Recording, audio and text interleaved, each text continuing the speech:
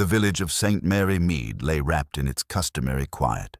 The cottages snug beneath their roofs, smoke curling from chimneys like lazy white serpents in the brittle winter air. Snow had fallen the night before, leaving a crisp blanket across the fields and hedgerows, and the village appeared, from a distance, almost picturesque enough to be imagined rather than real.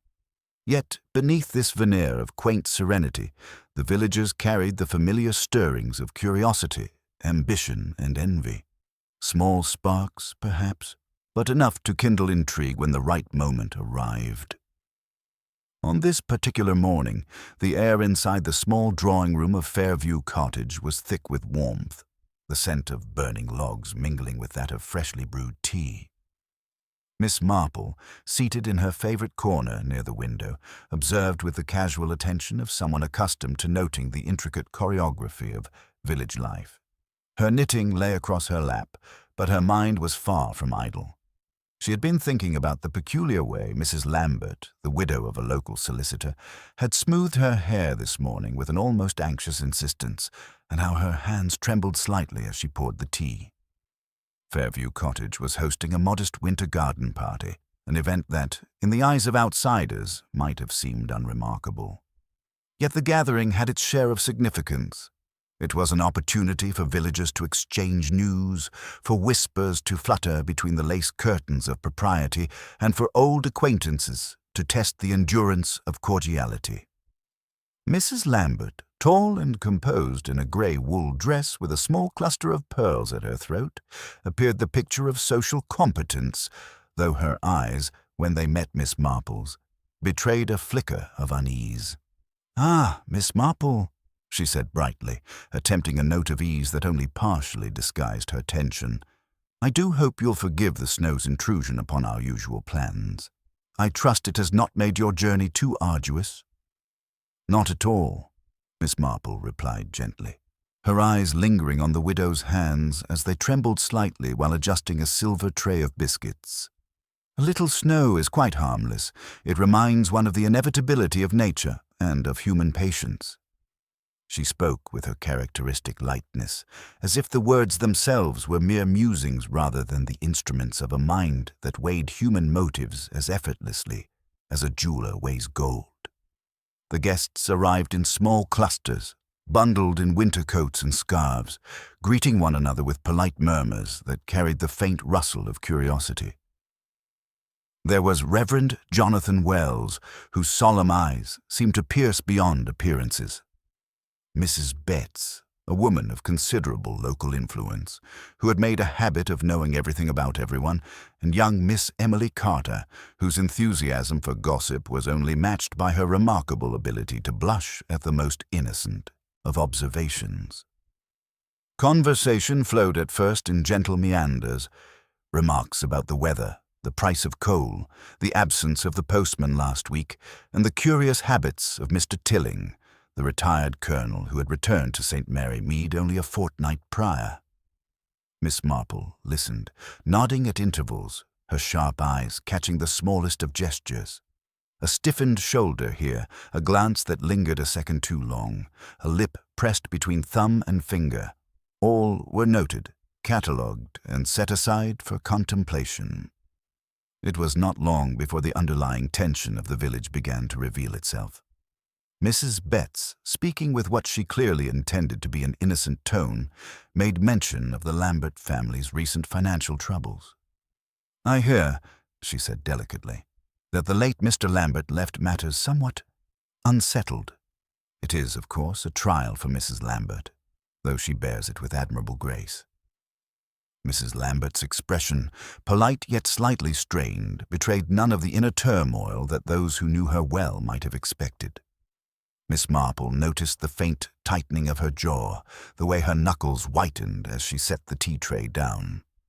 The widow's calm composure was deliberate, a careful construction designed to maintain dignity in the face of scrutiny.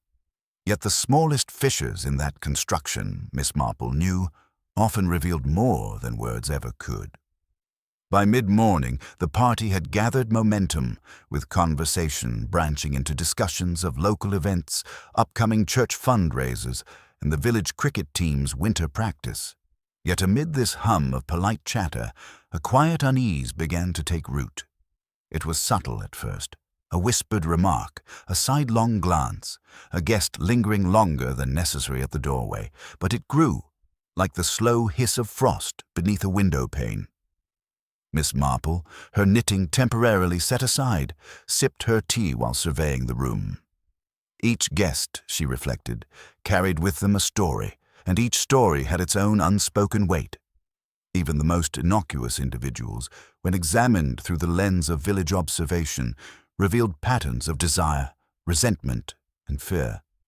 And it was these patterns, more than anything else, that hinted at the undercurrents of mischief, even malice, that could upset the surface calm of St. Mary Mead. The first signal of disruption came in the form of a sudden, sharp cry.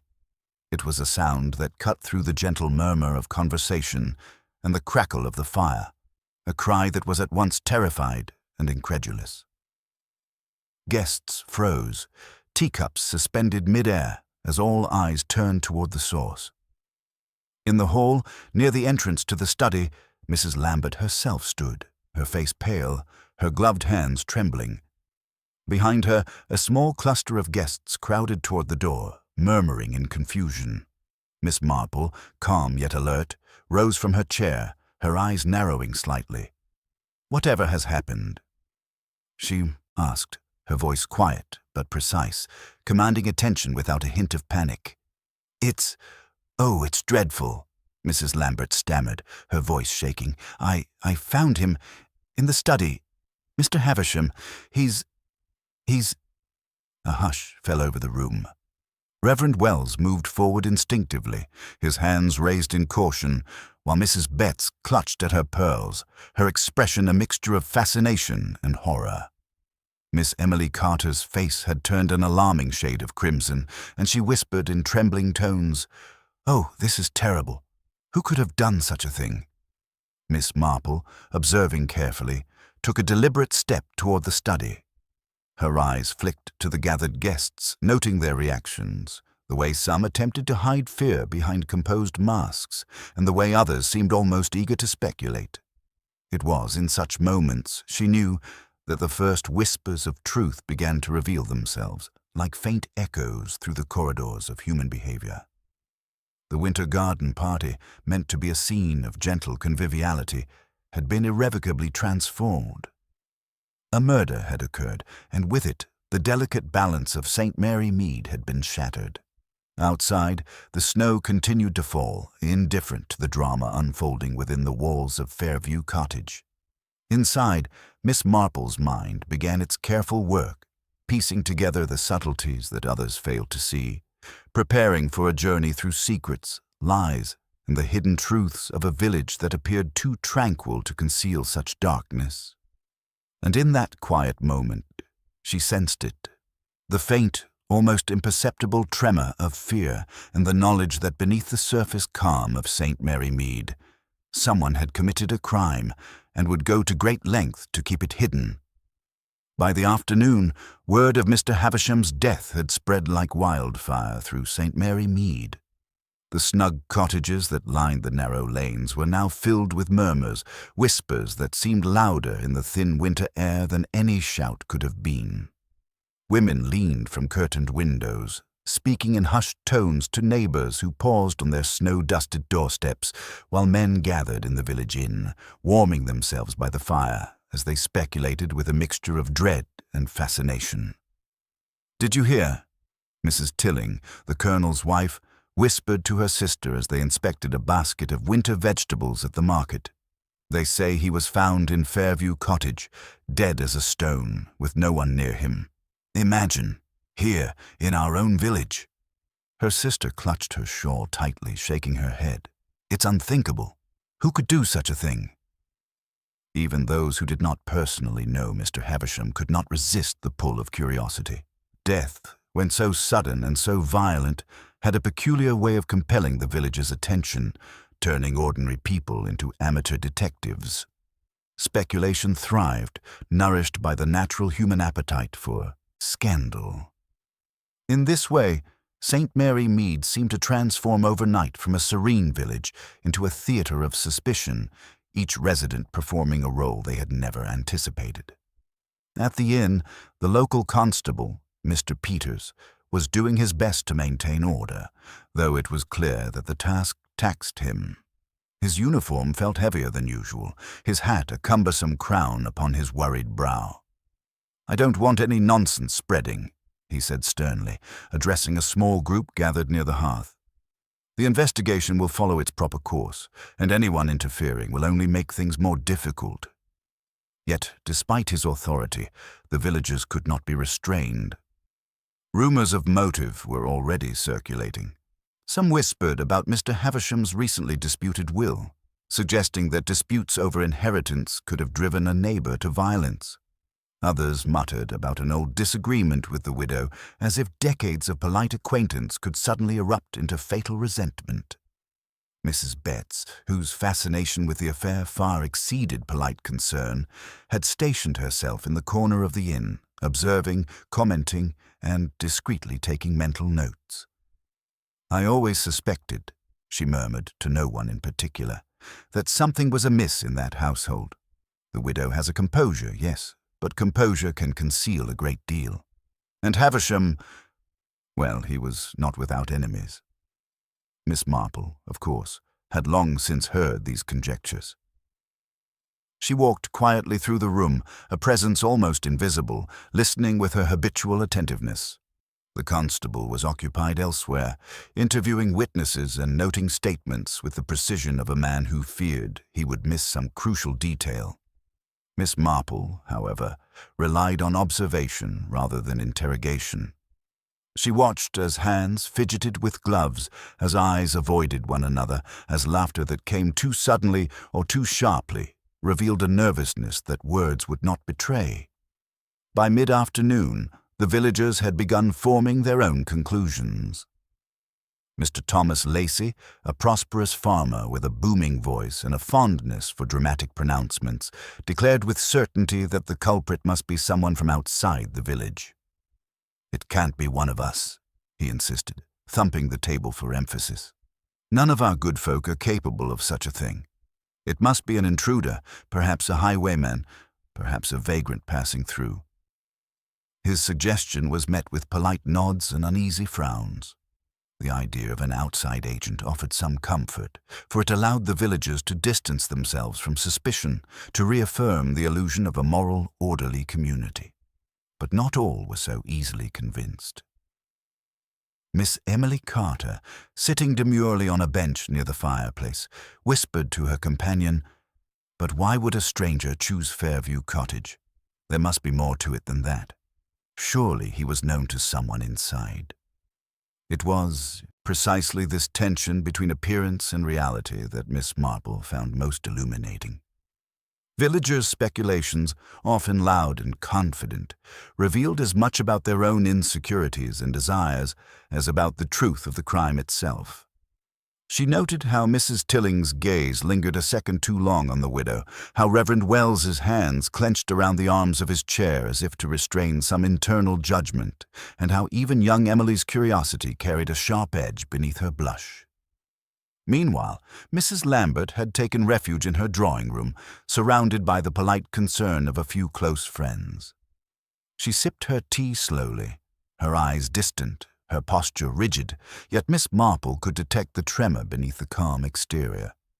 It was the tremor of someone who had known more than she had revealed, or who, at least, feared that secrets long buried might now surface. The police, still in the early stages of their investigation, had begun to compile statements.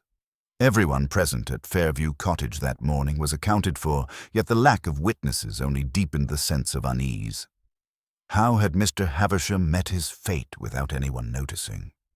And if no outsider had entered, as some confidently insisted, then the answer must lie among those who had been in the room, or at least within the village itself. Gossip, as Miss Marple knew, often contained kernels of truth. It was a tangled web, messy and imprecise, but capable of revealing patterns invisible to the casual observer. She listened as theories were exchanged, noting the contradictions, the exaggerations, and the half-truths. Each statement, she realized, was a clue not to the crime itself, but to the psychology of the speaker, an invaluable tool in understanding who might act against another, and why. By the time the afternoon light began to fade, and the first glimmers of evening crept across the snow-laden fields, St. Mary Mead had been transformed. The tranquility of a typical winter day was shattered. Villagers huddled in small groups, whispering theories, recalling past grievances, and speculating about motives. The social fabric, usually so seamless, now bore a subtle, almost imperceptible tension, an undercurrent that hinted at unspoken resentments, secret alliances, and the possibility of betrayal. Miss Marple, observing all this with her characteristic quiet patience, felt the familiar stirrings of a mind beginning to untangle complexity. The murder had illuminated more than the death of Mr. Havisham. It had revealed the intricate interplay of human nature, the small vanities and fears, the private resentments that could fester unnoticed until the moment when they erupted into action. And as she sipped her tea, she considered the task ahead, to trace the invisible threads that connected the villagers, to distinguish between idle gossip and true insight, and to discover the hidden culprit who had shattered the quiet winter morning. For the first time that day, Miss Marple allowed herself a faint, thoughtful smile. She would see this mystery through, not with haste or spectacle, but with the quiet skill of observation and deduction that had guided her through countless human entanglements. And she already sensed that, beneath the snow and polite conversation, the truth waited patiently to be uncovered. The following morning, St. Mary Mead seemed quieter than usual, though the stillness carried a peculiar weight. The snow had settled overnight into a soft, glittering sheet, and the village cottages appeared almost serene from a distance. Yet within, the air was charged with subtle tension. Mrs. Lambert, despite her polite demeanor, moved with a careful deliberation, her every gesture measured as if she feared drawing attention to herself. The village, too, had become a landscape of muted whispers. Neighbors exchanged cautious glances, and even casual greetings carried an undertone of anxiety. Miss Marple, as ever, observed from her familiar vantage points. She began her day with a stroll through the village lanes, passing under the low-hanging eaves of snow-laden roofs and pausing occasionally to nod to those who crossed her path. To the casual eye, she appeared simply to enjoy the winter air, her shawl wrapped tightly and her hat pulled low over her brow.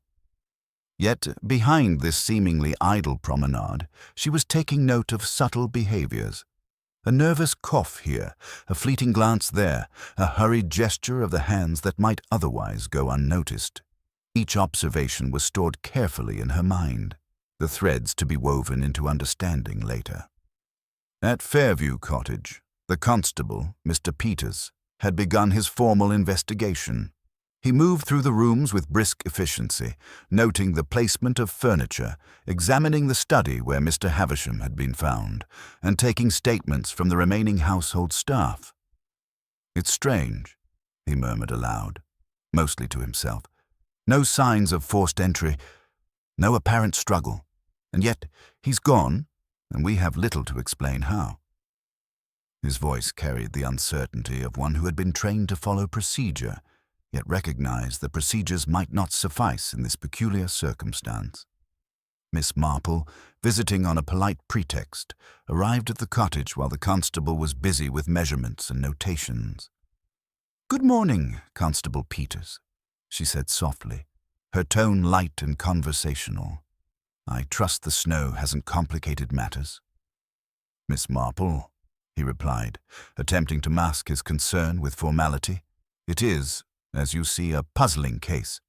I've taken statements from everyone in the house, but nothing seems conclusive. I dare say it's the most perplexing matter we've had in St. Mary Mead for many years." Miss Marple nodded, smiling faintly. "I should think so, though sometimes the most perplexing matters are solved not by looking at the object itself, but by considering the people around it." She lingered near the study doorway, her eyes quietly scanning the room. The furniture, the arrangement of books and papers, the slight indentation of a chair cushion, all these small details, she knew, held significance only when connected to the lives of those who occupied the space.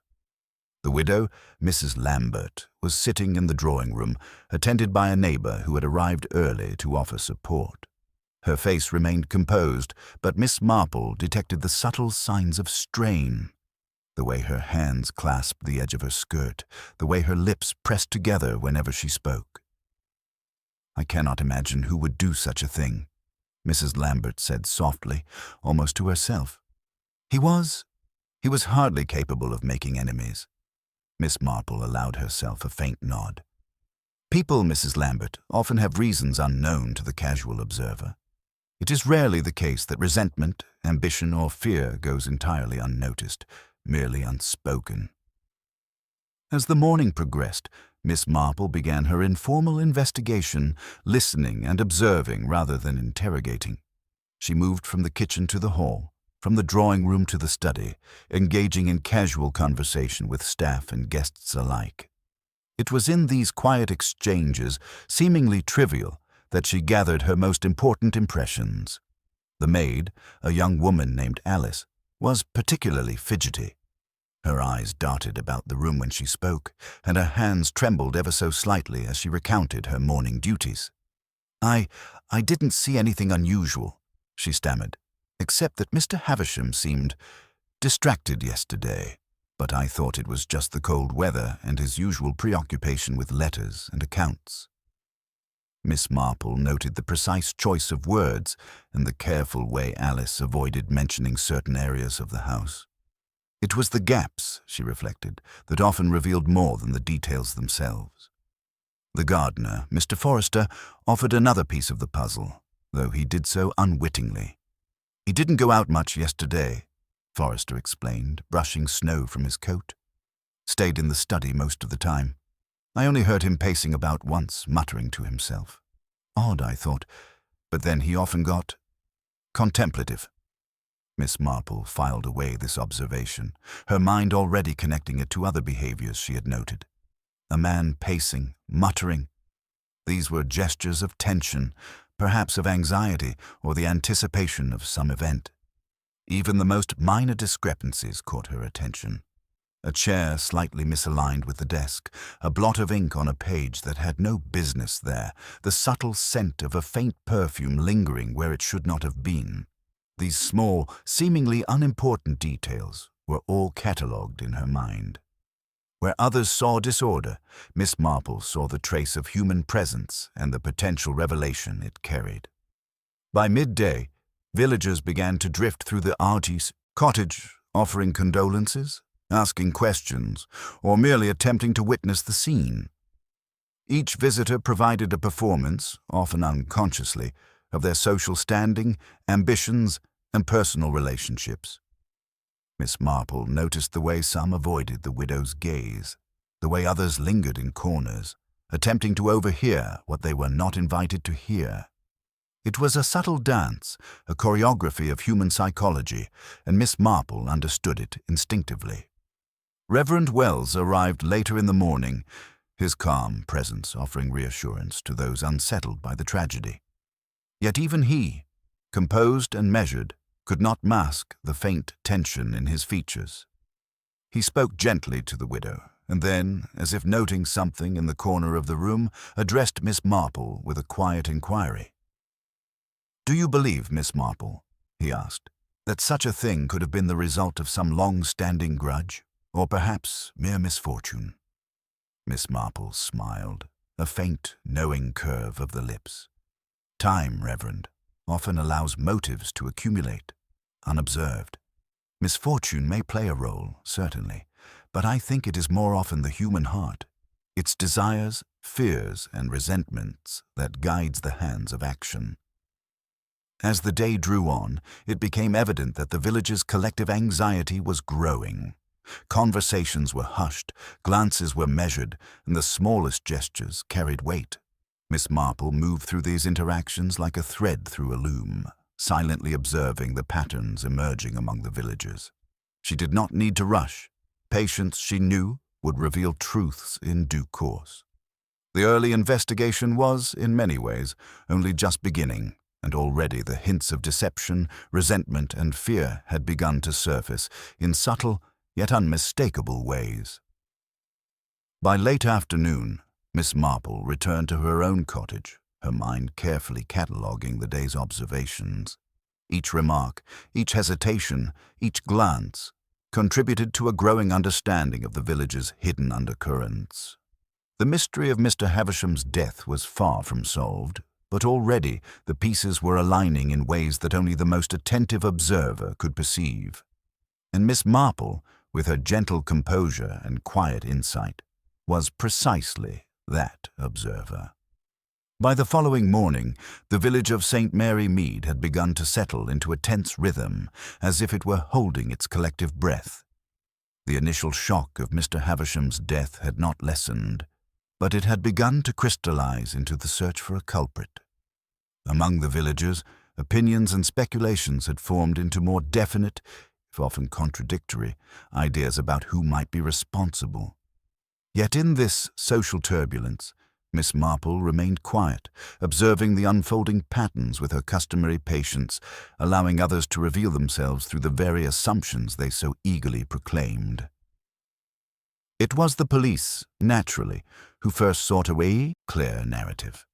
Constable Peters, with the assistance of a visiting inspector from the nearby town, had conducted an initial sweep of Fairview Cottage, and the preliminary conclusion was drawn almost immediately. "It seems most likely," Peters announced to the group gathered in the widow's drawing room, "that the person responsible is someone known to the household. There are no signs of forced entry, no footprints outside that would suggest an intruder, and the manner of death implies familiarity rather than accident." This pronouncement, delivered with the air of authority, was quickly accepted by much of the village. Human nature, as Miss Marple knew, is inclined toward the simplest explanation, even when the evidence is far from conclusive. Conversations throughout the day reflected this consensus. Everyone had their theory, and most of them converged on the same figure: the local handyman, Mr. George Tilling. Mr. Tilling, recently employed at Fairview Cottage for odd jobs and maintenance, was a quiet man who lived alone on the edge of the village. He was respectable in a modest way, known for punctuality and diligence, yet the villagers' suspicions seemed almost preordained. Perhaps it was his closeness to the household, or perhaps it was the simplicity of assigning blame to someone who lacked social influence or wealth. "It must be Tilling," Mrs. Betts asserted to anyone who would listen, her tone laced with certainty. "He was here all the time, easy for him to slip into the study unnoticed. No one would think to question him." Miss Marple listened to these arguments with gentle detachment, recognizing in them the very human desire to simplify and categorize. She noted, too, the way Mr. Tilling moved through the inn later that day, his head bowed slightly, hands in pockets, aware that the village gaze had begun to weigh upon him. There was an air of discomfort in his posture, yet Miss Marple, sensitive to the subtleties of human behavior, did not mistake this unease for guilt. Anxiety, she knew, could be prompted as much by accusation as by culpability. During a brief visit to Fairview Cottage, Miss Marple quietly observed Mr. Tilling at work, repairing a loose door hinge in the hall. He worked methodically, his movements careful and precise, with no sign of hurried mischief or clandestine activity. Yet the village continued to murmur, forming narratives that Tilling himself could not influence. "I would never," he said quietly when Miss Marple approached, "do anything to harm the widow or anyone in her household. I've known them for years. They've been kind to me." Miss Marple nodded, her expression gentle, almost indulgent. "I'm quite sure, Mr. Tilling," she said, "that no one here expects you to act without reason. Sometimes, however, appearances can be misleading. One must consider every possibility, including those that may seem improbable." The widow, Mrs. Lambert, maintained her composure throughout these early suspicions. She spoke to the inspector with dignity, insisting that her household was orderly and that no one had cause for malice against Mr. Havisham.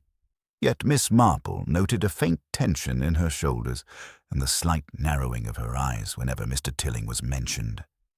It was not the tension of guilt, she thought, but of someone navigating a delicate balance between propriety and fear.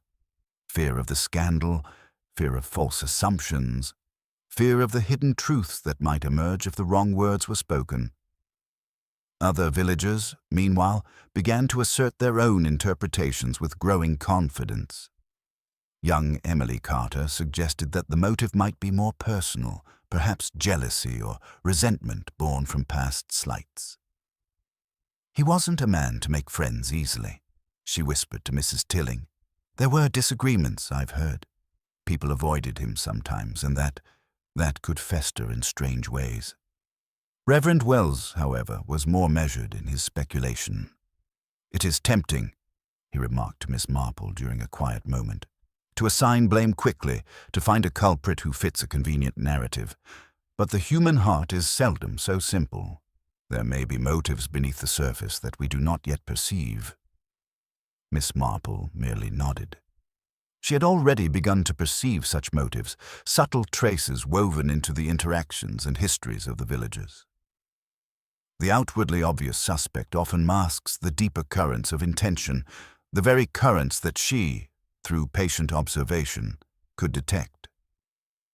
That evening, as dusk fell and the village lamps cast a soft glow across the snow-covered streets, a meeting was convened in the inn to discuss the progress of the investigation. Constable Peters, weary from a day of questioning and note-taking, presented the preliminary findings. "Given the circumstances," he concluded, "and the lack of evidence of forced entry, we will focus on those present in Fairview Cottage. Mr. Tilling's proximity to the household makes him a person of interest, and we will continue to question him thoroughly."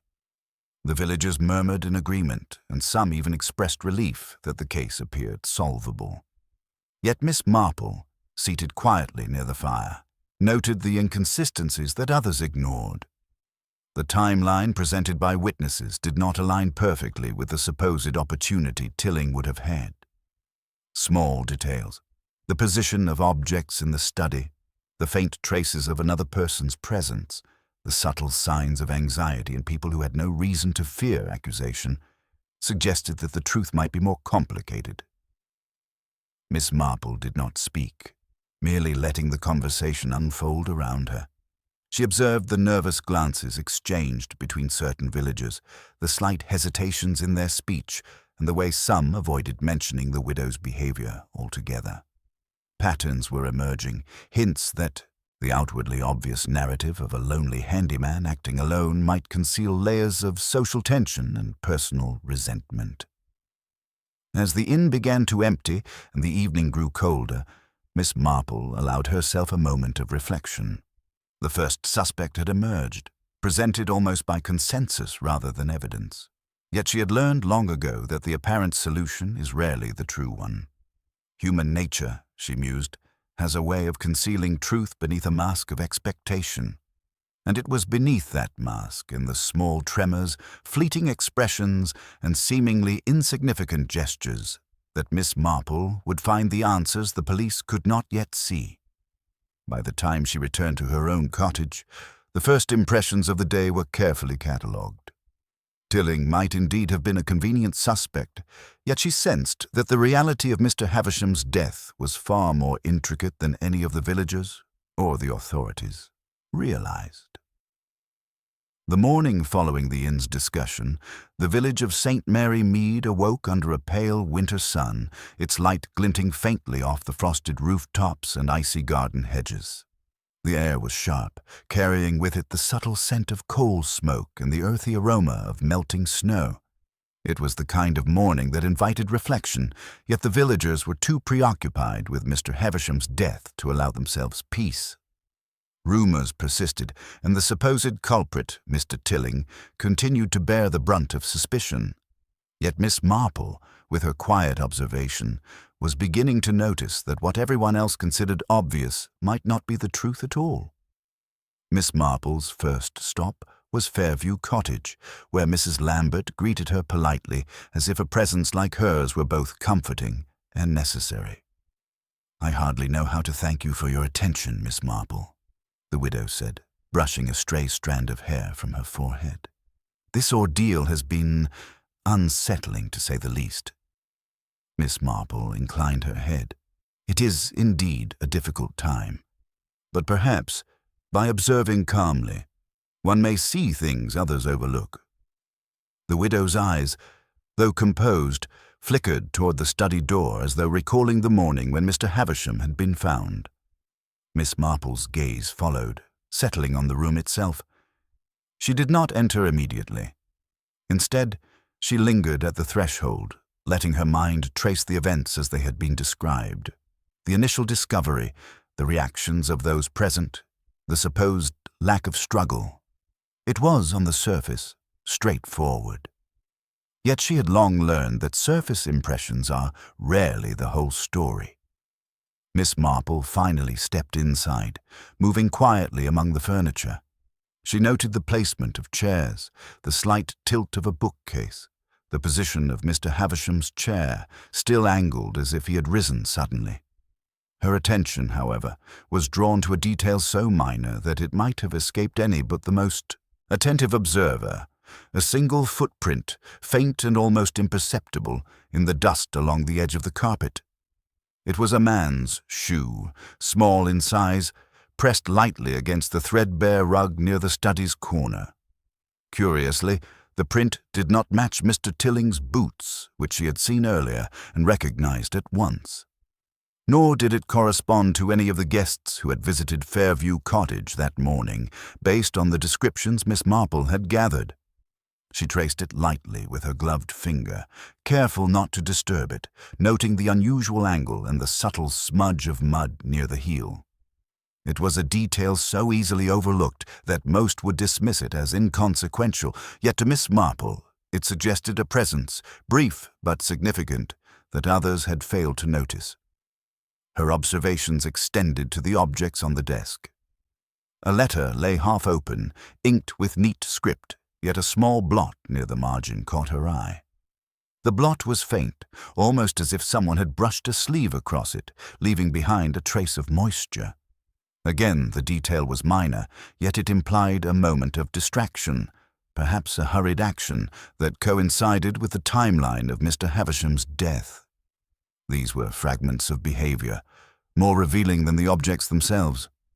Miss Marple's attention shifted to the widow's expression as she returned to the doorway. Mrs. Lambert was seated calmly, hands folded over her lap, yet Miss Marple noticed a micro-expression, an almost imperceptible tightening of the lips, when the footprint was mentioned.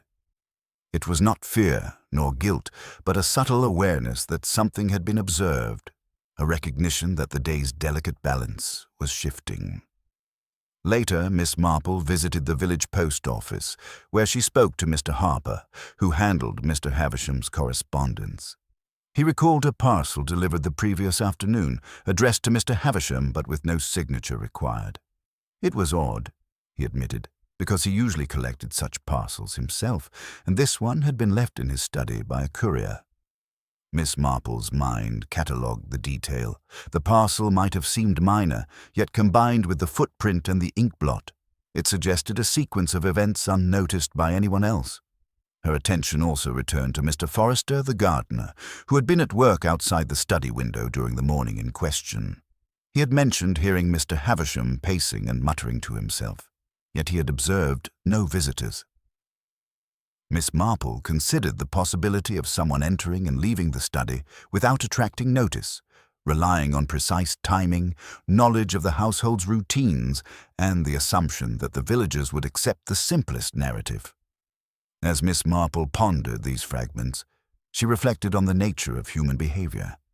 Motives, she had long found, often manifest in small, almost imperceptible gestures. A nervous glance, a footstep out of place, a hand that lingers too long on a doorknob. These were the clues that revealed more than words ever could. In this case, the details she had gathered, the footprint, the ink blot, the inconspicuous parcel, pointed towards someone whose presence had been hidden in plain sight. Miss Marple spent the remainder of the morning speaking casually with villagers who had been at the cottage the previous day. She asked indirect questions about the timing of arrivals, the sequence of household chores, and the habits of those who lived there.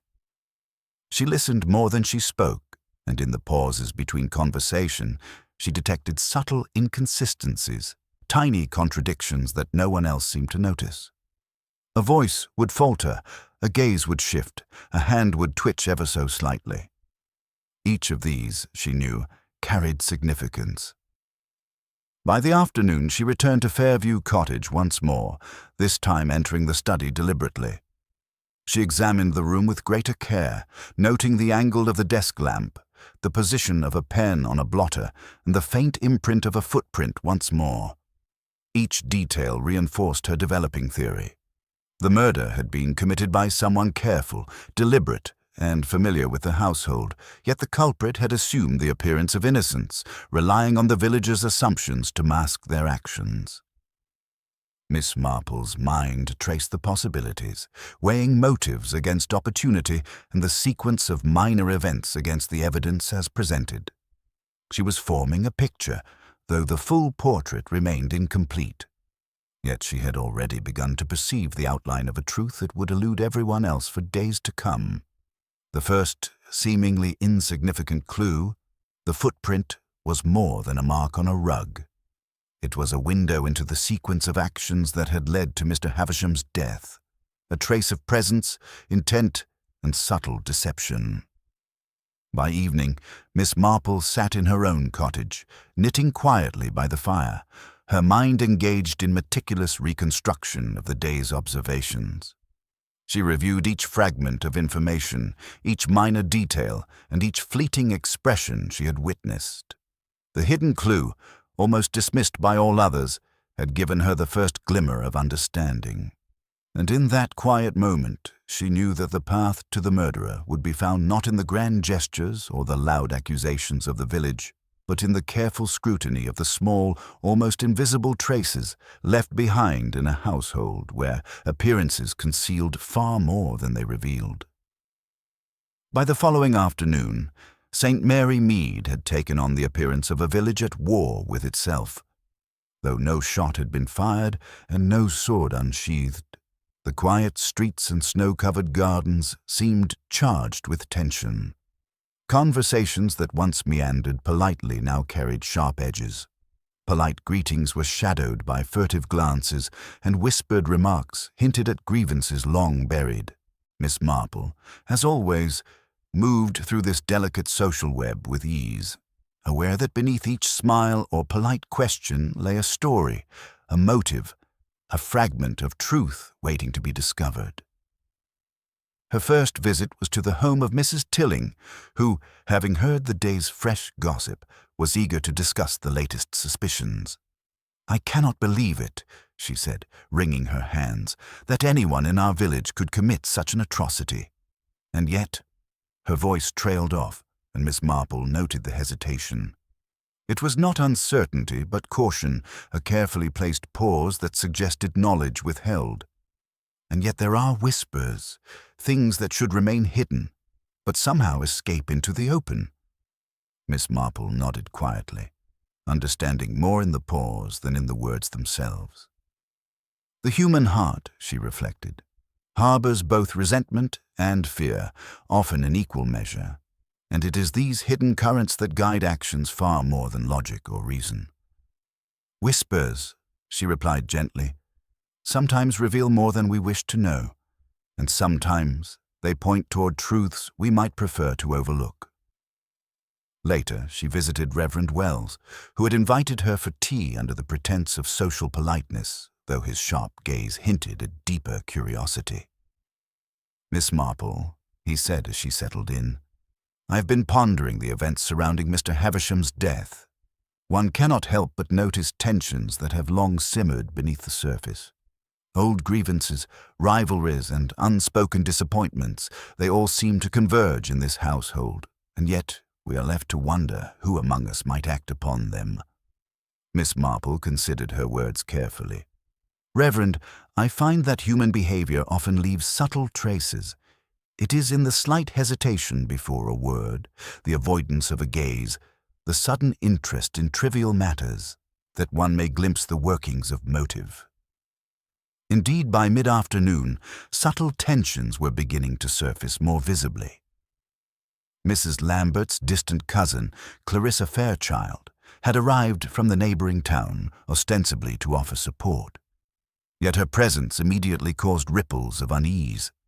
She spoke warmly to the widow, but her eyes flickered toward the study door, a fleeting flash of curiosity or perhaps calculation. Later, in a quiet corner of the drawing-room, she murmured to Emily Carter, "It is astonishing how easily appearances deceive.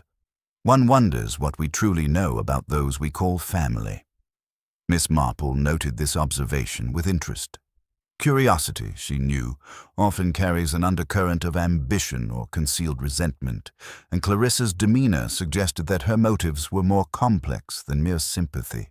She catalogued each subtle gesture, the tightening of her hands when discussing Mr. Havisham, the careful modulation of her voice when addressing the widow, the way she lingered near objects with no apparent purpose. Such behavior, seemingly trivial, to others, was rich with implication to one trained in the quiet art of observation. Even Mr. Forrester, the gardener, revealed traces of past grievances. When questioned about his presence near the study window, he admitted, "I did hear voices in the morning, faint and indistinct, though I could not discern the words. I thought little of it at the time, assuming it was Mr. Havisham conferring with the maid or a visitor. But perhaps there is more to consider now." His eyes flickered nervously, and Miss Marple, noting the hesitation, recognized the pattern of a man who knew more than he initially revealed. The day's most telling revelations, however, emerged in the widow's own household. Mrs. Lambert, though outwardly composed, was herself the keeper of long-hidden knowledge. In conversation with Miss Marple, she revealed fragments of the household's history, subtly acknowledging disputes, disagreements, and disappointments that had lain dormant for years. "We have lived quietly," she said, her voice steady, "but the past has a way of returning when one least expects it. I suppose no family, no household, is truly free of its shadows." Miss Marple's eyes brightened slightly. Shadows, indeed, were what she sought, the hidden resentments, jealousies, and ambitions that might illuminate a path to understanding. She listened as the widow continued, hinting at long-standing rivalries among relatives, disagreements over inheritance, and the occasional sharp words exchanged over matters that now seemed trivial. Yet, in these small details, lay the contours of motive, intricate and tangled, connecting one individual to another in ways invisible to the casual observer. By late afternoon, the village itself had become a theater of tension. Neighbors gathered under the guise of polite concern, but each interaction carried undertones of suspicion.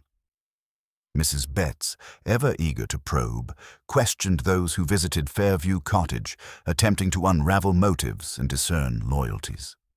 She lingered near Mr. Tilling, casting thinly veiled inquiries in his direction, yet he responded with careful politeness, revealing nothing. Miss Marple, watching quietly, noted how some villagers volunteered information only to distract attention from themselves, a delicate, unconscious maneuver that betrayed more than the words themselves. It was in the careful observation of these interactions that Miss Marple began to construct a more complete picture. Each gesture, each half-spoken comment, each fleeting expression contributed to a mosaic of human behavior that the police and the villagers alike failed to see. And as evening approached, she recognized that the first suspect, the seemingly obvious Mr. Tilling, might be but a convenient distraction from deeper, more hidden motives that had been quietly simmering beneath St. Mary Mead's genteel surface for decades. Miss Marple returned home that evening with a quiet sense of anticipation. The village, though outwardly calm, was fraught with secrets. Secrets of jealousy, ambition, old resentments, and unspoken fears. She settled by the fire with her knitting, her mind tracing the threads of motive, opportunity, and human behavior she had witnessed throughout the day. Each interaction, each hesitation, each subtle glance was catalogued, noted, and quietly examined. The hidden patterns were becoming clear, though the full truth remained tantalizingly out of reach. Miss Marple reflected on the nature of secrets.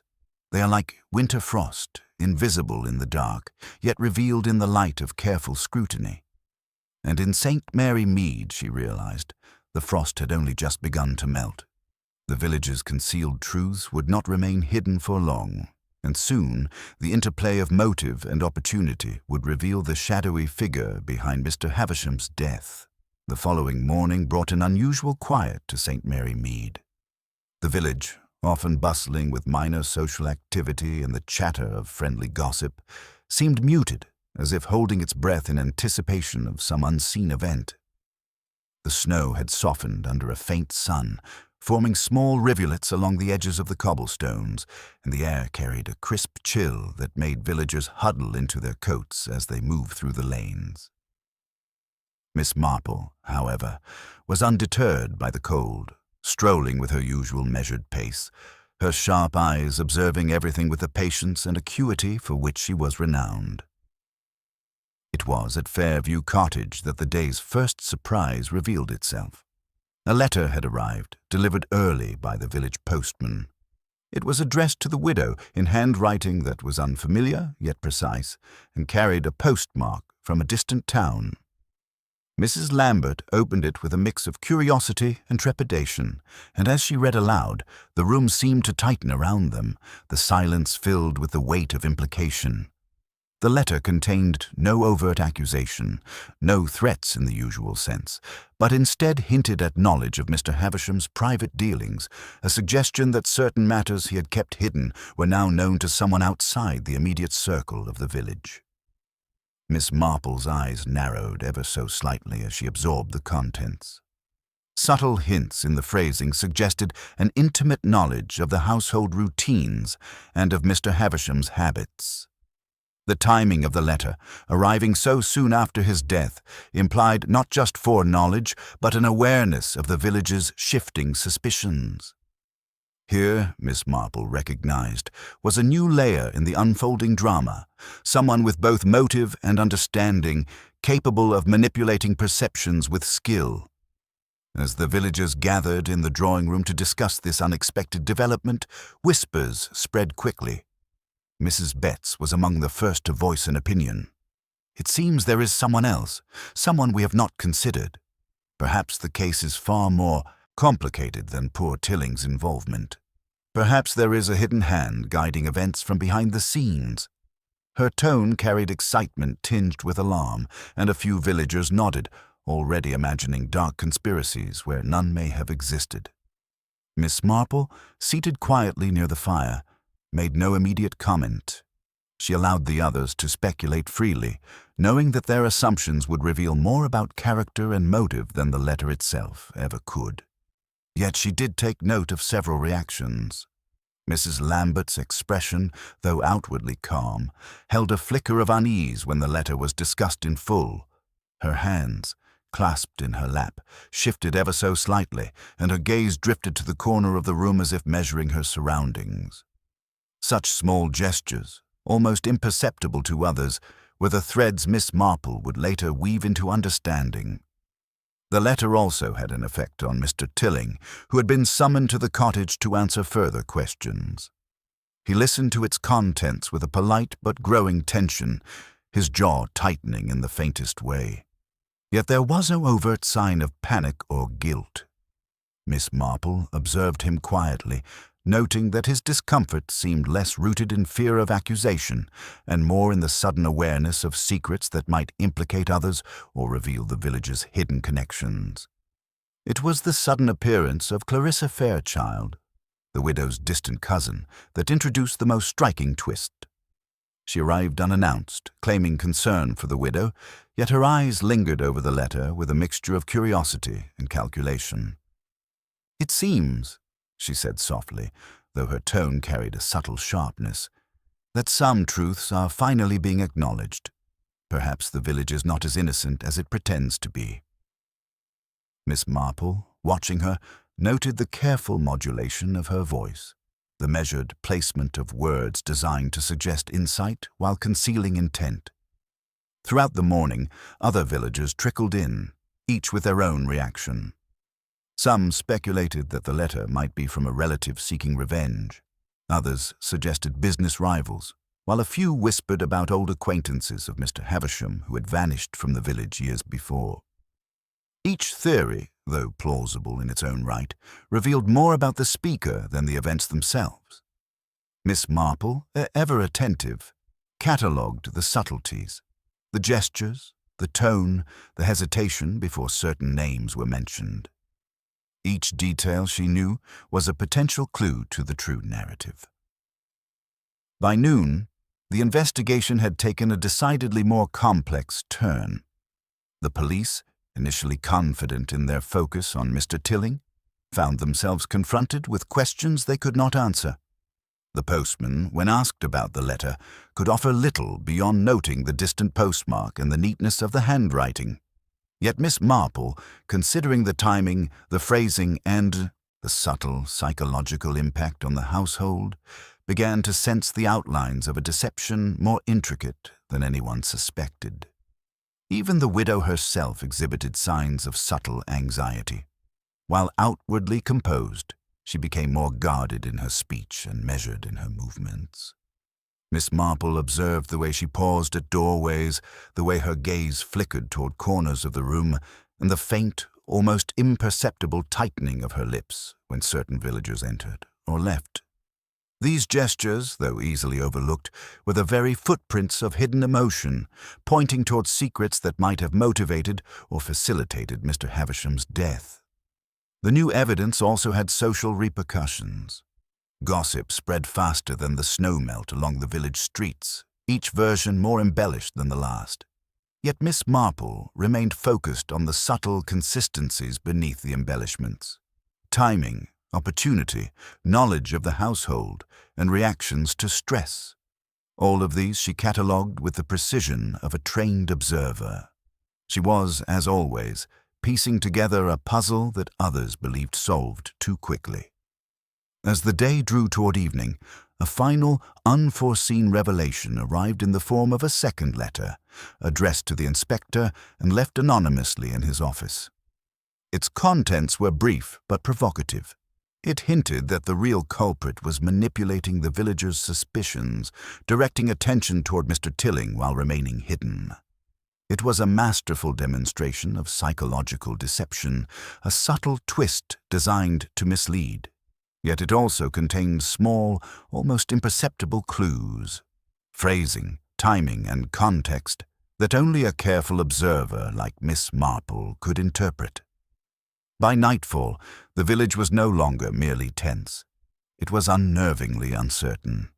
Each villager, including those previously considered above suspicion, now seemed potentially involved. The first suspect, the obvious target of attention, had become merely a part of the broader picture, a convenient mask behind which the true perpetrator remained concealed. And as Miss Marple returned to her own cottage, the firelight flickering across her composed face, she reflected that the investigation had shifted in an unexpected but illuminating way. The mystery was far from simple, the threads far more intricate, and the human heart far more capable of concealment than the village had yet imagined. Miss Marple's mind, ever attentive, catalogued every gesture, every word, every fleeting expression of the day. She understood, as only she could, that the next phase of the investigation would require patience, psychological subtlety, and the careful unraveling of social pretense. For the first time, the true depth of the mystery, its hidden manipulations and deliberate misdirections, was beginning to reveal itself. And in that revelation lay both challenge and opportunity, the chance to unmask not merely the apparent culprit, but the true orchestrator of the events that had shaken St. Mary Mead to its core. The days that followed the arrival of the letters passed in a peculiar suspended tension throughout St. Mary Mead. Snow had begun to thin along the village paths, yet an icy chill lingered in the air, reflecting the quiet but persistent unease of the residents. Miss Marple moved through the village as she always did, unobtrusive, gentle, and seemingly absorbed in trivial matters, yet in reality she was engaged in the most exacting form of observation. She had gathered all the details of the case, the footprints, the letters, the subtle reactions of villagers, and was now preparing for the crucial stage, her final test. The notion of a test might have seemed strange to anyone else, yet Miss Marple had long understood that human nature is most revealing under subtle provocation. She did not rely on threats or dramatic confrontations. Rather, she allowed a suspect to encounter carefully constructed situations, minor but psychologically suggestive, that could elicit responses betraying intent or guilt. She had decided to employ this method with Clarissa Fairchild, whose presence and behavior had displayed all the hallmarks of someone deeply entwined in the village's hidden intrigues. Miss Marple's first step was entirely innocent in appearance. She arranged a small gathering at her own cottage, ostensibly for tea and conversation. A handful of villagers were invited, including Clarissa, Mrs. Lambert, and Mr. Tilling, though she ensured that the seating and arrangement were calculated to encourage subtle interactions. Nothing about the gathering suggested investigation. Indeed, it appeared to be purely social, designed to maintain the illusion of normality. As the guests settled, Miss Marple observed the dynamics quietly, commenting on trivial matters, weather, knitting, and the recent thaw of the snow. Clarissa, seated nearest the fire, seemed restless, her fingers drumming lightly against the arm of her chair. She engaged in polite conversation, yet her eyes frequently flicked toward the widow and the other guests, betraying an attentiveness that went beyond social curiosity. Miss Marple noted each micro-expression, the narrowing of the eyes, the faint lift of the eyebrows, the slight tightening of the lips. Miss Marple then introduced the subtle psychological element. She recounted in an almost casual tone some of the earlier observations made during her visits to Fairview Cottage, the footprint in the study, the small blot of ink, and the unusual timing of certain visits and letters. She spoke of them with a certain measured vagueness, emphasizing the inconsequential nature of these details while allowing their significance to hang, just enough for the attentive observer to sense that something had been overlooked. Clarissa's reaction was immediate, though faint. Her hand twitched, brushing at her sleeve, and a barely perceptible flicker of color rose to her cheeks. She smiled as if to cover a sudden recognition, yet Miss Marple had already catalogued the response. Every subtle shift, the tilt of the head, the direction of her gaze, the brief clenching of her hands, was noted, forming a psychological signature far more revealing than words alone. Miss Marple continued, describing the hypothetical behavior of a person who might have used knowledge of the household's routines to manipulate appearances. She spoke with care, avoiding direct accusation, yet weaving her words to allow the listener to project their own sense of guilt. Sometimes, she remarked lightly, one sees events in a certain sequence and assumes a story is complete, when in truth there are minor details that point elsewhere. It is fascinating how easily the eye can be deceived by what seems obvious. Clarissa, though maintaining outward composure, began to show signs of increasing agitation. She shifted in her chair, her fingers tightening around her teacup, and her voice, when she spoke, carried a slight sharpness. "Indeed," she said, though her words were clipped, "one must always consider every possibility, yet some possibilities are less likely than others." The emphasis, subtle as it was, suggested both defensiveness and fear of exposure. Miss Marple allowed this tension to develop, observing quietly as Clarissa continued to navigate the conversation with care. She brought in references to village interactions, the recent letters, and the minor inconsistencies in reported events. Each reference was phrased to seem casual, almost idle, yet calculated to provoke a reaction. The psychology was delicate. She was planting seeds, watching which would sprout in expressions, gestures, or slight verbal slips. A brief interruption occurred when Mr. Tilling, observing the scene, offered an innocuous comment on the changing weather. Clarissa's gaze flicked toward him, and for a moment her composure faltered. Miss Marple noted the quick, almost imperceptible exhalation, the subtle avoidance of eye contact, and the faint redness along her jawline. Such signs were invisible to anyone not attuned to human subtleties, yet they told Miss Marple volumes about inner anxiety and hidden knowledge. Later in the afternoon, Miss Marple contrived another minor stimulus. She casually mentioned a supposed discrepancy in the timing of Mr. Havisham's daily routine, one that had been recorded by neighbors and verified by small household details. Clarissa's reaction was telling. She stiffened slightly, a hand brushed her hair back nervously, and her voice faltered as she sought to maintain control of the conversation. Miss Marple observed these details silently, aware that the truth often manifests in the faintest tremors when a guilty party is confronted with circumstances beyond their control. By evening, the psychological test had begun to yield further signs. Clarissa's polite conversation increasingly lapsed into brief silences. Her laughter sounded slightly forced, and her eyes frequently darted toward doors and corners. Miss Marple, knitting quietly in her chair, felt a deep satisfaction in observing the unfolding pattern. The careful interplay of suggestion, subtle detail, and gentle pressure was revealing much more than words could have done alone. As the gathering ended and the villagers departed, Miss Marple reflected on the day's observations. The real culprit, she now felt certain, had been subtly testing the limits of the household's routines, manipulating appearances, and counting on the villagers' assumptions to mask true intent. Yet the psychological test she had conducted had begun to unravel this carefully constructed facade. Clarissa Fairchild's minor but consistent reactions, gestures, facial micro-expressions, and involuntary tension had spoken more clearly than any confession could. Miss Marple's strategy was deliberate and patient. The final revelation, she knew, would emerge not through confrontation, threats, or dramatic accusation, but through observation and the natural human tendency to betray oneself under subtle pressure.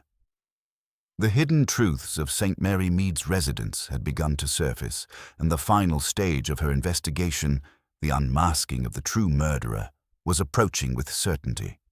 For now, the village remained outwardly calm, though beneath the surface, the currents of tension, fear, and concealed knowledge had begun to shift.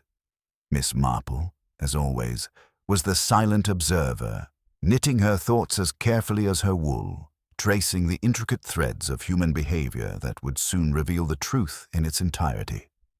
Miss Marple had always found that the truth, no matter how carefully concealed, eventually leaves traces. It is not in grand gestures, dramatic declarations, or overt confessions that guilt is revealed, but in the quiet inconsistencies, the unguarded expressions, and the subtleties of human behavior. And so, on a crisp winter morning, she invited the key villagers to Fairview Cottage, under the pretext of a final discussion to bring clarity to the confusion surrounding Mr. Havisham's death. The air, though cold, carried a charged stillness, and Miss Marple's calm presence seemed to hold the room together as the others took their seats. The widow, Mrs. Lambert, appeared composed, though a faint tension lingered in her posture.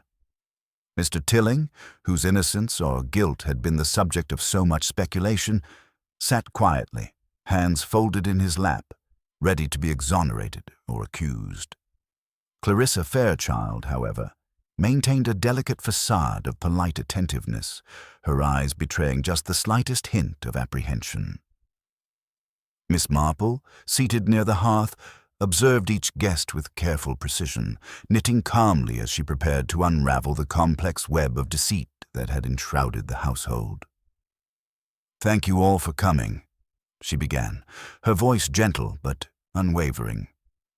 I believe it is time to examine the sequence of events and to consider what the minor details, which most of us might overlook, tell us about Mr. Havisham's final day.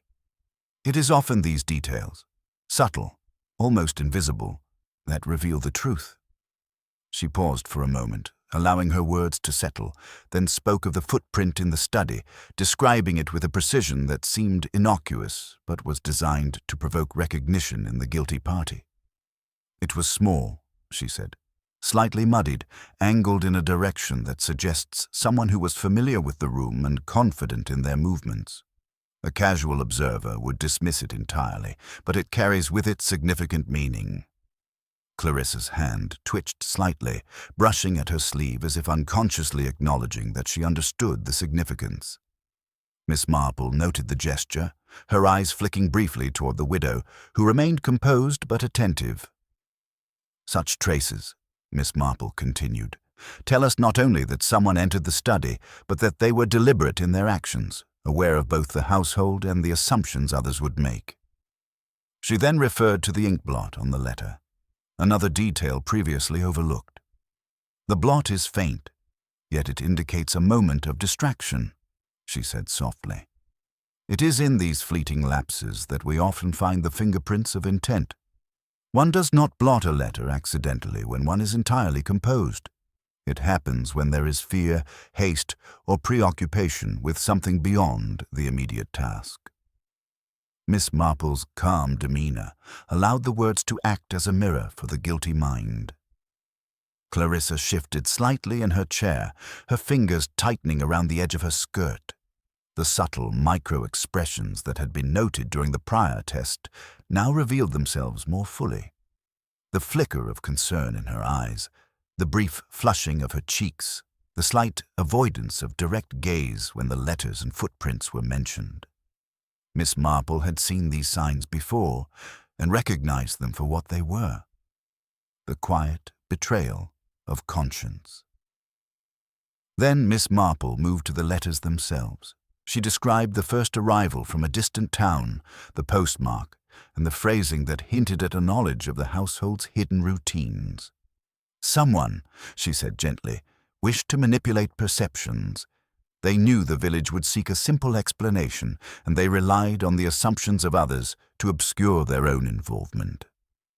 She allowed this statement to hang in the air, watching Clarissa's reaction with the precision of a scientist studying an experiment. The final element was the second letter, addressed anonymously to the inspector, which hinted at misdirection and psychological manipulation.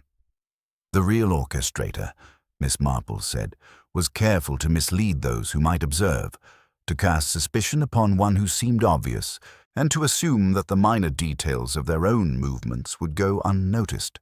And yet, even the most careful deception leaves behind a pattern. Tiny inconsistencies, subtle gestures, and small reactions that, if observed carefully, reveal everything. At this, Clarissa's composure broke in the most subtle way.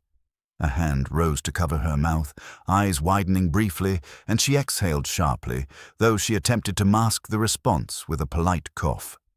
Miss Marple, with the gentlest of smiles, leaned forward. "It is a curious thing," she said quietly, "how human nature can be so revealing. We believe our actions unnoticed, yet the body speaks when the mind seeks concealment." Clarissa's face, once composed, now betrayed a fleeting panic, her fingers trembling slightly as she clasped them together. Miss Marple, ever courteous, addressed the room at large, weaving the narrative seamlessly. She recounted the timeline of Mr. Havisham's final day, the placement of the footprint, the blurred ink, the arrival of letters, and the interactions of the villagers, demonstrating how each seemingly minor detail fit into the broader puzzle. Each clue, each reaction, now formed a coherent pattern pointing unmistakably to a single individual. The footprint, the ink blot, the knowledge of the household's routines, the timing of the letters, all these point not to Mr. Tilling, nor to any other convenient suspect, but to someone familiar with the household and its inhabitants. Someone whose intentions were deliberate, whose presence was quiet, and whose knowledge of human behavior allowed them to manipulate events without detection. "Clarissa Fairchild," Miss Marple said, her voice as gentle as a winter breeze. "It was you."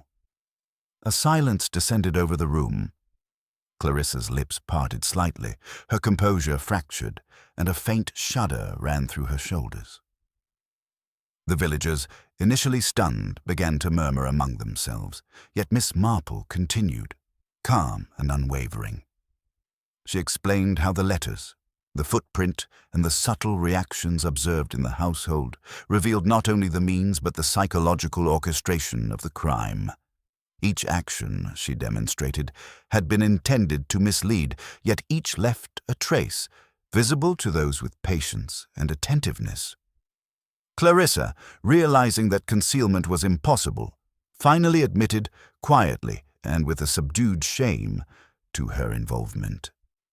Her motives were laid bare: ambition, resentment at being a distant relative excluded from certain inheritances, and the desire to manipulate perceptions to her own advantage. Every clue Miss Marple had observed, every subtle gesture during the prior tests, now fell into place, confirming the chain of events that had led to Mr. Havisham's death. The villagers, once so eager to accuse the obvious suspect, now understood the depth of the deception. Mr. Tilling, relieved of suspicion, offered a modest bow of gratitude to Miss Marple, while the widow expressed a mixture of shock and relief. Miss Marple, serene as ever, reflected quietly on human nature, that even the most carefully concealed intentions inevitably leave traces, and that observation, patience, and understanding of the heart reveal truths that no outward disguise can hide. The snow had melted from the village lanes by the time St. Mary Mead began to return to its customary rhythm, though a subtle unease lingered in the air, like a faint echo of a storm long past. The revelations surrounding Mr. Havisham's death had left their mark, not in shattered homes or visible destruction, but in the quiet adjustments of human behavior. Conversations were conducted with a more measured tone, polite smiles were tinged with lingering wariness, and villagers found themselves pausing before volunteering opinions, recalling how easily the truth could be hidden and how patiently it could be observed. Miss Marple, as ever, resumed her routine with unassuming grace. She visited the post office, exchanged greetings with shopkeepers, and attended to her knitting by the fire, all while quietly observing the subtleties of human expression that others scarcely noticed. To the casual observer, she appeared to be the same gentle elderly lady who enjoyed tea and gossip. Yet in her mind, she catalogued the small shifts in demeanor, noting which villagers had been most affected by the revelations and which continued to conceal fragments of fear, embarrassment, or lingering suspicion. Mrs. Lambert, the widow, moved with a composed dignity, though she was unmistakably changed. In conversation, she expressed gratitude toward Miss Marple for uncovering the truth, yet there was a shadow in her eyes, a quiet reflection on how delicate and precarious trust can be within even the most familiar household. She spoke to neighbors cautiously, aware now that the outward appearance of calm may mask deeper currents of emotion. At the same time, she seemed relieved that the resolution had been reached without further disruption, and she subtly reinforced the sense of unity that remained among the village's inhabitants. Clarissa Fairchild, removed from the social sphere and quietly escorted to await further inquiry by the authorities, had already begun to comprehend the consequences of her actions. Her calculated manipulation of perceptions, her subtle orchestration of misdirection, had unraveled with a patient observer like Miss Marple at the helm. In the solitude of her temporary confinement, she reflected on the futility of trying to outwit those attuned to human behavior. It was a lesson learned not through force, argument, or threat, but through the inexorable quiet of scrutiny and the gentle but relentless unveiling of truth. Even Mr. Tilling, the initially suspected party, found relief in the aftermath. Though the suspicion had briefly clouded his reputation, he now regained his standing in the village, and the gratitude he expressed to Miss Marple was tinged with respect for her insight. The villagers, once eager to embrace the simplest explanation, now carried a cautious awareness. The truth often lies beneath the surface, and that human behavior, subtle and deliberate, can reveal more than appearances ever will. The local constabulary, meanwhile, took stock of the investigation. Inspector Cray, accustomed to relying on evidence and statements, found himself both impressed and unsettled by Miss Marple's methods. She had relied not on forensic analysis or interrogations, but on careful observation, the cataloguing of gestures and expressions, and an understanding of human nature honed over decades. It was a reminder, as he admitted privately, that the human mind itself can be both the source of deception and the instrument of its unraveling. Throughout the village, life resumed its gentle rhythm. Markets reopened, children played along the snow-lined lanes, and the routine clatter of daily life returned. Yet, beneath the familiar activity, there lingered an awareness. St. Mary Mead had glimpsed the shadowy edge of human intent, and the villagers now moved with a more careful attention to behavior and motive. Small courtesies were observed with renewed deliberation, and casual conversations bore the weight of newly appreciated discretion. Miss Marple herself continued to reflect on the subtle intricacies of human character. She thought not only of the crime and its resolution, but also of the complex web of emotions, ambitions, and rivalries that underlay daily life. Every gesture of politeness, every carefully worded remark, every fleeting expression carried potential significance, and it was this constant interplay of concealment and revelation that made understanding human nature both challenging and endlessly fascinating. The widow's household, though spared further scandal, bore the subtle traces of its ordeal. Furniture had been repositioned, rooms reorganized, and a sense of protective vigilance settled over the cottage. Mrs. Lambert moved through her home with a renewed appreciation for the fragility of appearances and the quiet necessity of observation. She understood, as did Miss Marple, that the outward calm of a household is often a delicate construct, maintained by attentiveness and discretion as much as by goodwill and habit. Meanwhile, Miss Marple's reputation in the village, already subtle and understated, took on a quiet reverence. Villagers no longer regarded her simply as a kindly neighbor or an elderly observer. They recognized, albeit silently, her unique ability to perceive truths that others overlooked. Her influence was not expressed through authority or command, but through the gentle assurance that, when she spoke, her words carried insight rooted in patience, observation, and an intimate understanding of human motives. As evening fell, Miss Marple returned to her own cottage, settling by the fire with her knitting, the flickering flame casting soft shadows across the room. The events of the past days, though dramatic in their effect on the village, had reinforced for her the enduring lesson of human behavior, that even the most carefully concealed intentions, the most artful manipulations, and the most subtle deceptions ultimately leave traces. It is in these traces, in the quiet microcosms of gesture and expression, that the observant mind can discern truth. Miss Marple reflected on the nature of justice and the delicate equilibrium of village life. The resolution had restored outward peace, yet she knew that vigilance, attentiveness, and understanding would always be necessary to maintain it. Human nature, with its blend of ambition, resentment, kindness, and fear, is endlessly intricate, and it is the role of the quiet observer, patient, gentle, and astute, to recognize patterns, detect deviations, and ensure that deception does not go unchallenged. As the fire crackled and the evening shadows lengthened, Miss Marple smiled faintly to herself, content in the knowledge that St. Mary Mead, for all its secrets and complexities, remained fundamentally resilient.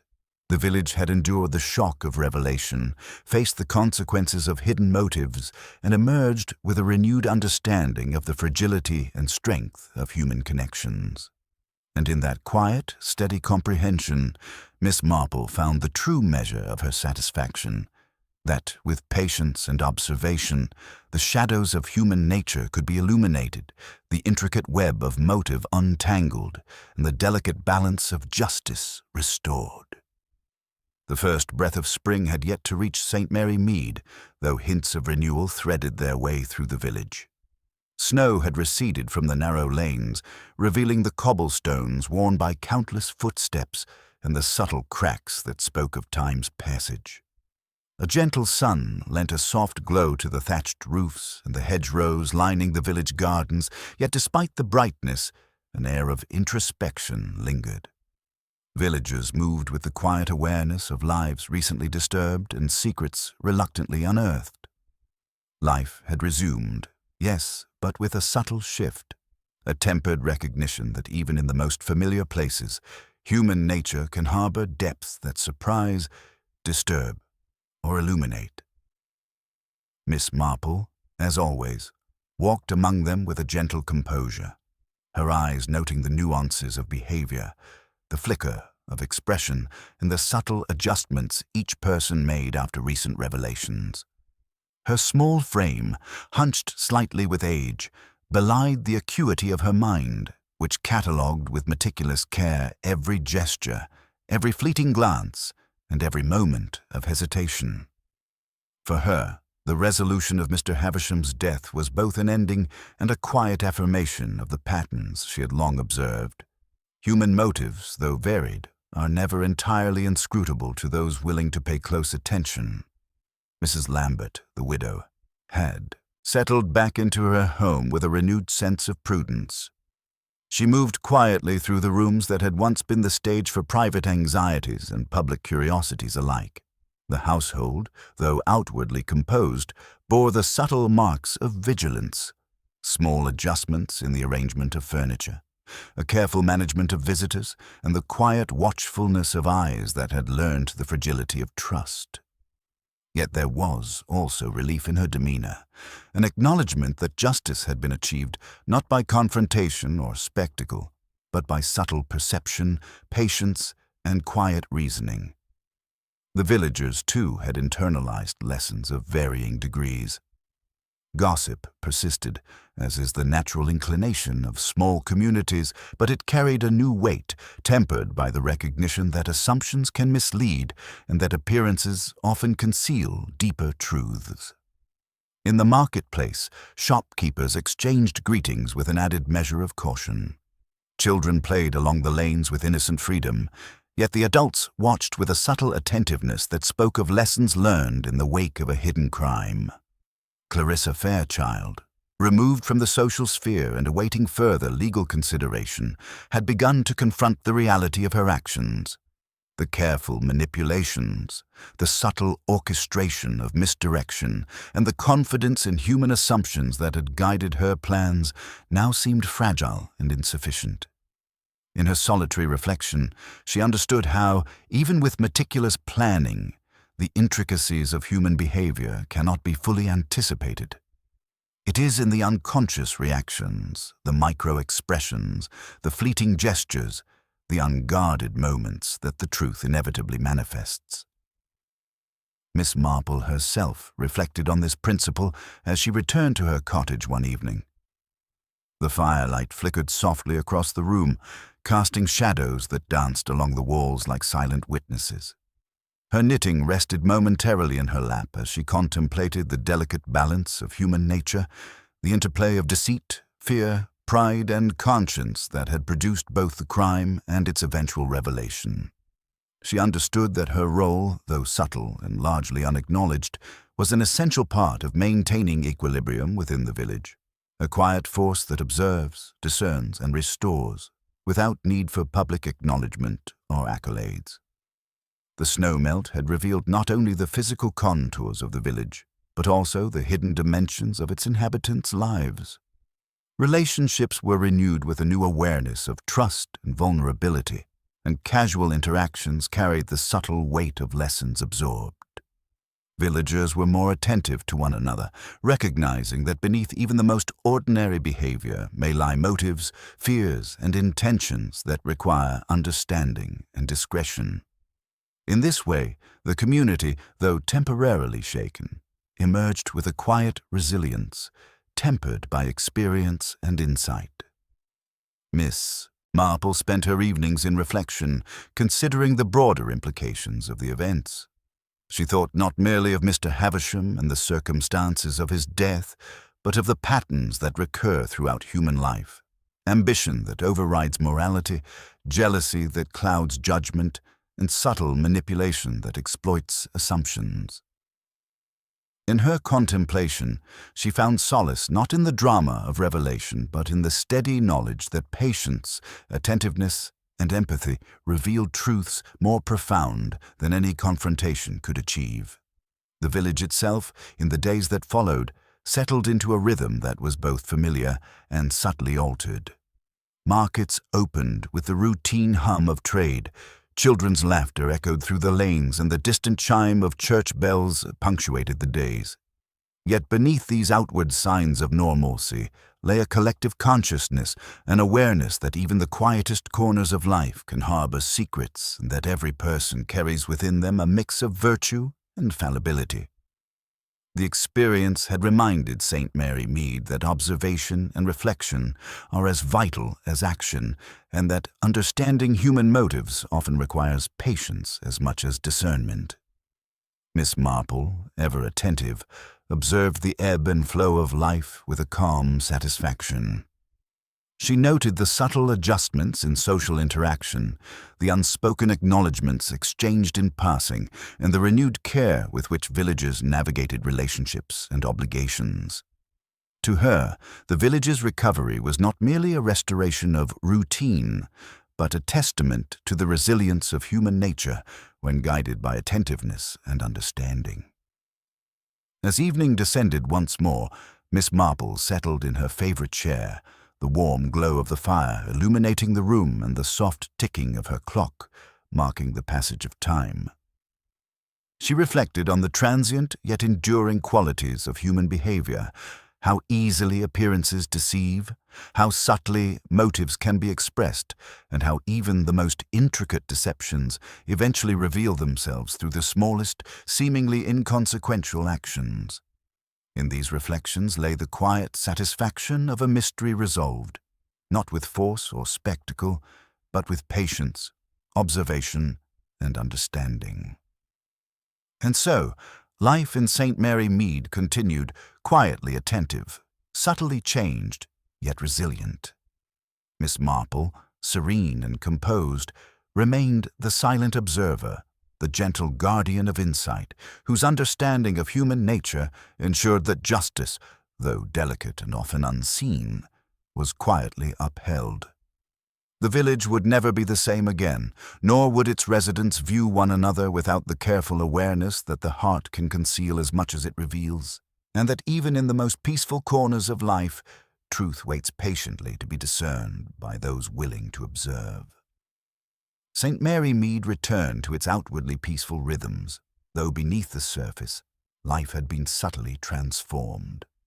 The revelation of Mr. Havisham's death, the exposure of Clarissa Fairchild's deception in the delicate interplay of observation and insight had left a lasting impression on the villagers. They moved through their days with a renewed awareness that appearances can be deceptive, that human motives are rarely straightforward, and that even the smallest gesture or expression can carry immense significance. Miss Marple, as ever, remained the quiet observer. She had guided the truth into the light, not with force or confrontation, but with patience, empathy, and an acute understanding of human nature. In her serene composure, she reminded the village and the reader that justice does not always require spectacle. It is found in careful attention, in subtle questions, and in the gentle unraveling of human behavior. The widow, Mrs. Lambert, had regained a measure of peace, though she now understood the fragility of trust and the careful attention required to maintain it. Villagers learned to temper gossip with discretion, suspicion with reflection, and curiosity with compassion. Even the scandalous events, shocking as they had seemed, became a quiet lesson in human nature, a reminder of the complexity that lies beneath everyday interactions. For Miss Marple, the resolution was neither dramatic nor loud, but deeply satisfying. The intricate web of deceit had been untangled, the guilty party revealed, and the village returned to its calm, orderly life. And yet she knew that human nature would continue to surprise, to conceal, and to reveal in ways both subtle and profound. She would remain vigilant, patient, and observant, quietly ensuring that the village's peace rested on more than appearances. As the last snow melted and spring's first warmth began to reach St. Mary Mead, Miss Marple settled into her favorite chair by the fire. She reflected on the truth she had uncovered and the lessons it offered, that the human heart can be both shadowed and illuminated, that even the most careful deceptions leave traces, and that a gentle, thoughtful observer can discern the full story when others see only fragments. And so, life continued, quiet, measured, and watchful, guided by the ever-present insight of Miss Marple, whose understanding of human nature ensured that, in the village of St. Mary Mead, justice and clarity, though subtle, would always find their way. The mystery had ended, but the quiet vigilance of observation remained, a testament to the enduring power of patience, perception, and the gentle, unassuming genius of Miss Jane Marple.